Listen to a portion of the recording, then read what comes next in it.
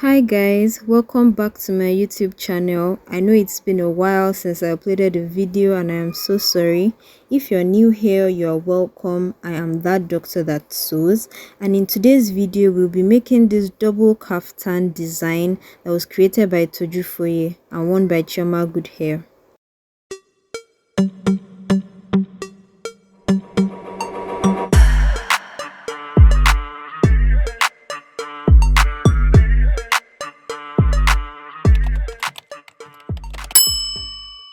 I would be making use of 3 fabrics in making this outfit, and the first fabric I'm working with is Ashoke in champagne gold, and I'll be using this to make the neckline design. So I have a whole bundle of Ashoke here, but I would not be using everything, just a little bit of it I'll be using. The next fabric I'm using is this orange yellow iridescent fabric, which is called organdy in the market. Its texture is more like net, but for some reason it is called organdy. I have it in 4 yards because the person I'm making it for is a tall person, and this fabric would be used as the outer fabric of this kaftan. The third fabric is this organdy fabric in fuchsia pink. I also have it in 4 yards, and this will be the inner fabric. Now this is more of the organdy I know, but for some reason the other fabric I showed you, which is this one, is also called organdy in the market. Let's get into the cotton.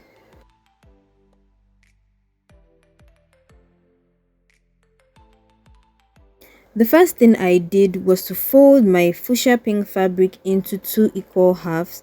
Note that the folded part is the shoulder line.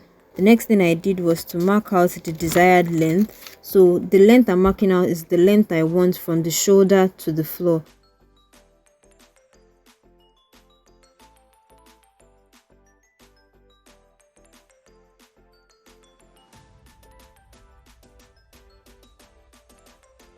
And then I cut it out as shown. So after marking out the length, I marked out the width of the boubou using the following measurements: the sleeve length times 2 because there are 2 sleeves, plus the shoulder to shoulder measurement, plus a sewing allowance of 4 inches. So in total I had 54 inches.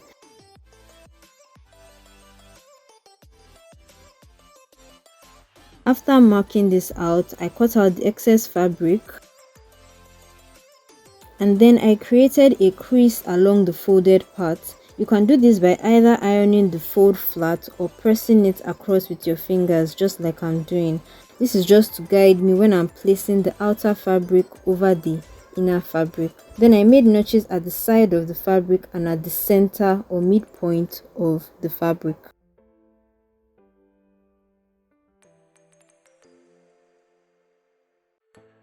I repeated the same steps for the outer fabric. The only difference is that the outer fabric is not as wide as the inner fabric.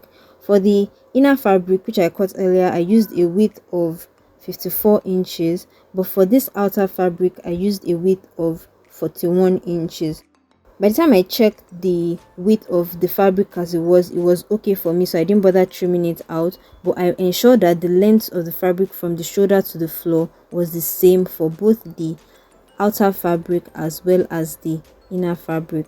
Then I created notches at the sides of the fabric along that folded center line and also at the midpoint of the fabric.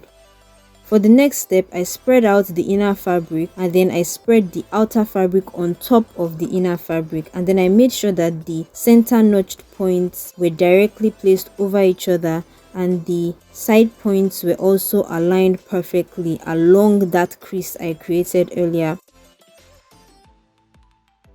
This clip is just showing the side notches of the outer fabric as well as the inner fabric, and you can see that the side notches are aligned along that crease I created earlier. Now I'm just showing the center notch, and you can see that the center notch of the outer and inner fabric are on top of each other, and this is the other side notch as well.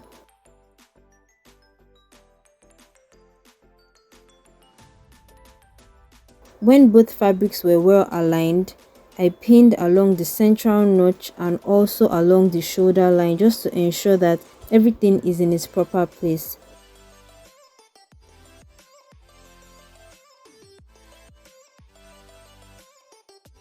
The next step was to cut out the neckline design using the ashoke, and I was following the reference picture shown on the screen. So I took my pattern paper and I cut out a rectangle measuring 22 inches long and 11 inches wide.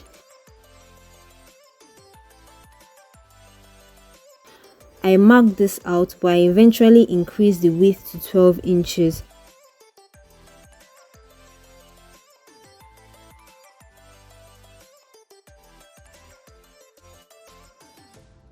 Once I had my rectangle, I cut it out and folded it into two as shown.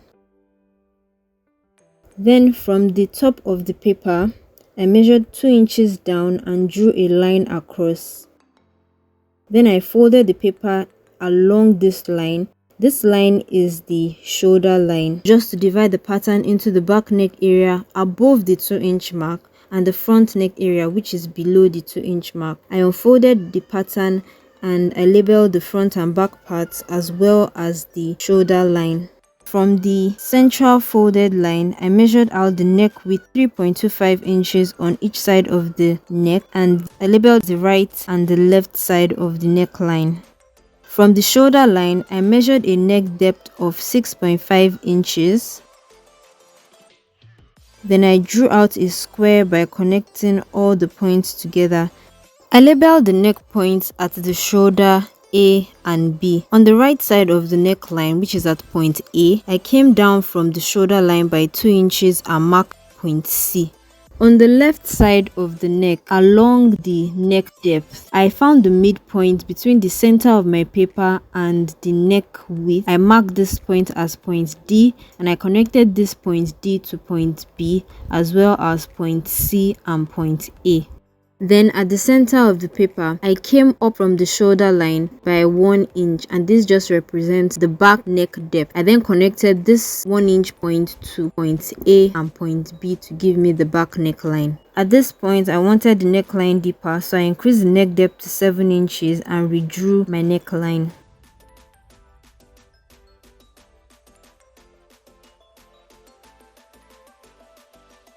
At point A and B, I measured 2.5 inch outwards, and this just represents the shoulder width for the ashoke neckline.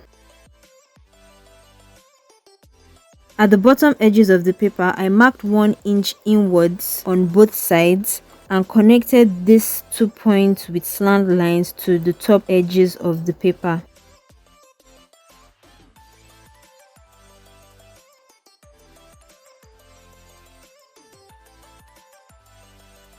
On the left bottom edge of the paper, I came up by 5 inches and marked this. Then I connected this 5-inch mark to the midpoint of the paper along its bottom edge. I marked out my pattern with a marker and cut it out. This is how I've interpreted the neckline design of the kaftan.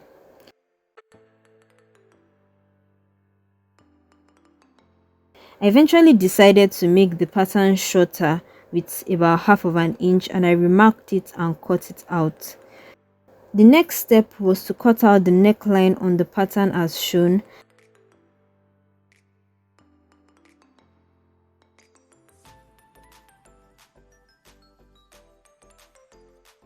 And then here I was showing how I would fold in the ashoke by half an inch after I cut it.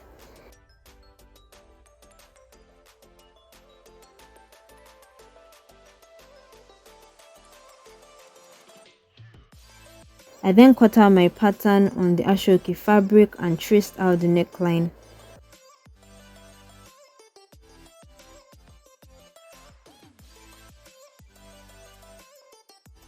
Then I measured the neckline circumference to check if it was large enough to pass through the head. I felt it was not large enough, so I just marked out the necessary points on the ashoke, which includes the shoulder line as well as the midline of the pattern.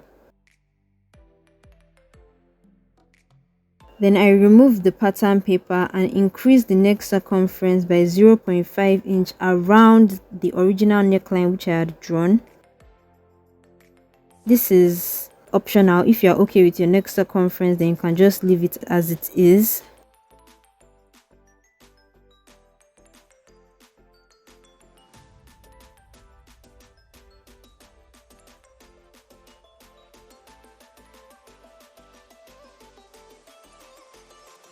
I then drew lines to connect the shoulder line as well as the midline of the ashoke. And then I created a notch at the point where the two lines meet. This notch would correspond with the central notches I made on the two fabrics we cut earlier. The next thing was that I took the ashoke to the ironing board, folded the edges in by 0.5 inch and ironed it flat.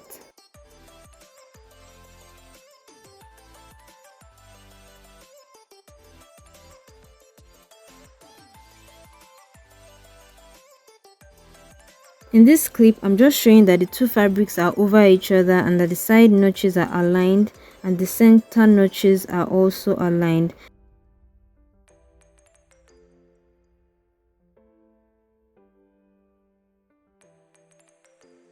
And then I flip the fabrics over to the wrong side. So the wrong side is the part facing up. You can see the crease at the shoulder line. I place the ashoke over it with the right side of the ashoke facing the wrong side of the inner fabric. And I also ensure that the center notch and the shoulder lines on the ashoke matches up with the center notch and the shoulder lines of the inner fabric. Remember that the outer fabric is already pinned to the inner fabric.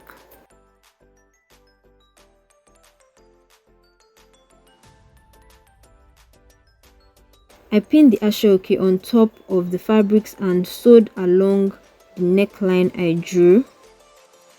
After sewing, this is what the wrong side looks like and this is what the right side of the fabric looks like. I cut out the neckline and created notches along the corners of the neckline.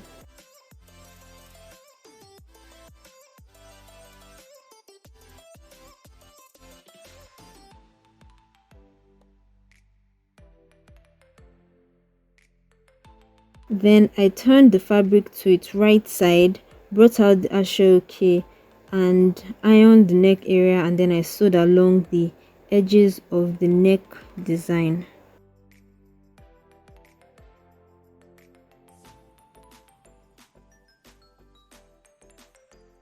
This is what the neckline of the boubou looks like. I already hemmed the outer fabric. So what is left is now to hem the inner fabric, and I need to create the sleeves. In order to create the sleeve, what I'm going to do is just turn this inside out. So I have the wrong side of the outfit here, and I'm just going to take that notched part at the side and fold it along that notched area and then just pin it together.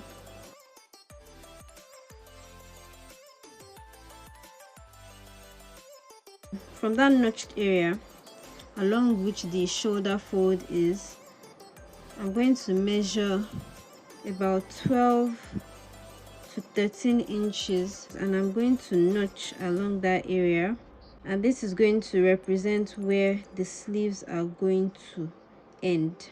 So the sleeve is about 13 inches down from the shoulder fold. So I'm going to notch along this point, and then I'm going to do the same thing on the other side. So from this point to this upper part is the sleeve, and once I've hemmed that down, I'm going to just join the sides of the boubou. So I'll just show you as I'm doing that on the sewing machine.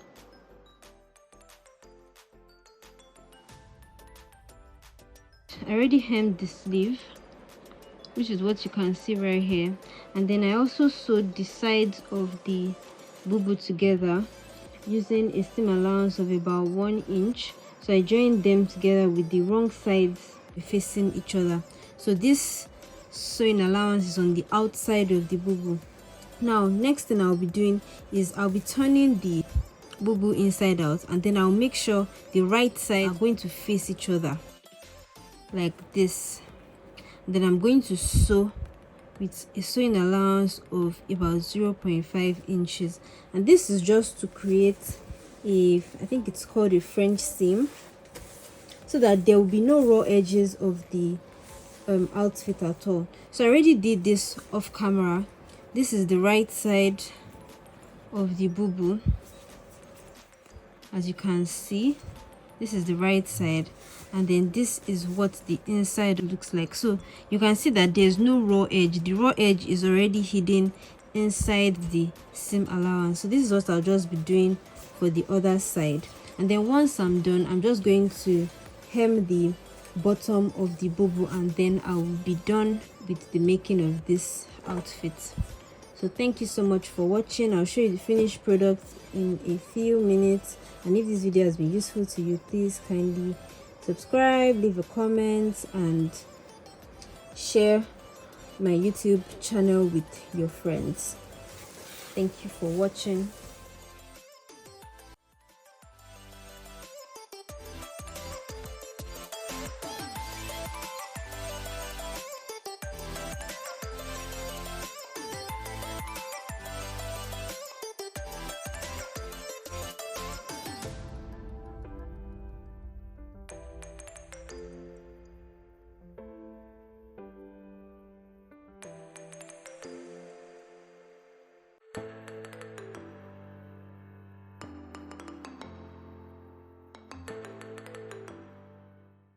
And this is the finished look.